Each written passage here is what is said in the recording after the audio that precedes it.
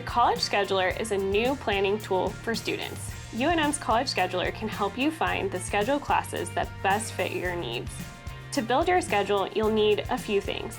You'll need the courses you plan to register for, and you'll need to know the days and times you are unavailable and can't attend classes. The College Scheduler tool will then generate schedule options that accommodate both the courses you need to take and the time that you're not available to take classes. If you are not sure about which classes you need to take, please contact your academic advisor. Now that you have the list of courses and breaks, let's build some schedule options with UNM College Scheduler. Go to unm.collegescheduler.com. You'll first be prompted to log in with your MyUNM NetID and password.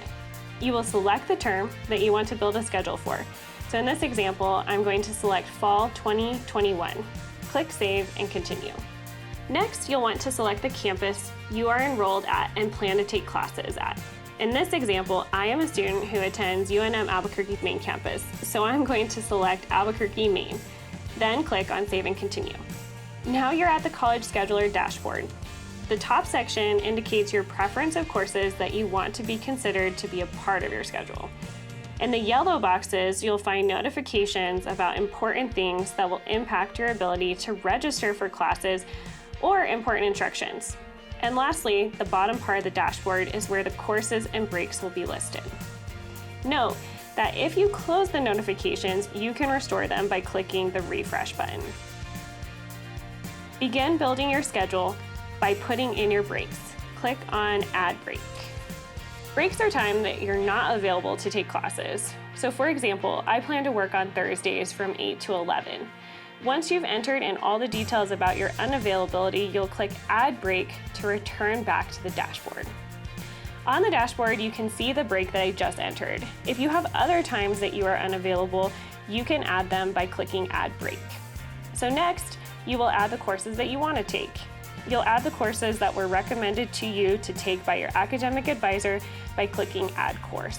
In this example, I'll add my Introduction to Philosophy class, PHIL 1115. To add a course, you'll type in the subject name or scroll down to find it. Then add the course number by either typing it in or scrolling to find it. When selecting the course number, you will see the 3-digit upper-level courses listed at the top. As you scroll, you'll see the 4-digit lower-level courses for the first and second year students. Once you've entered the course information, you'll click Add Course.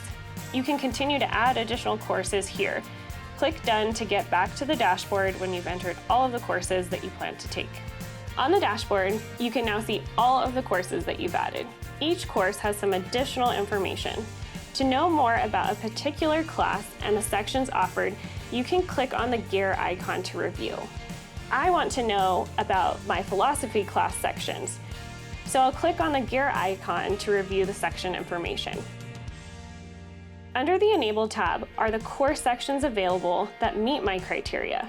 It shows the CRN, which is the course reference number, section, instructor, time of day, and how the classes will be instructed for each of the available sections of Introduction to Philosophy.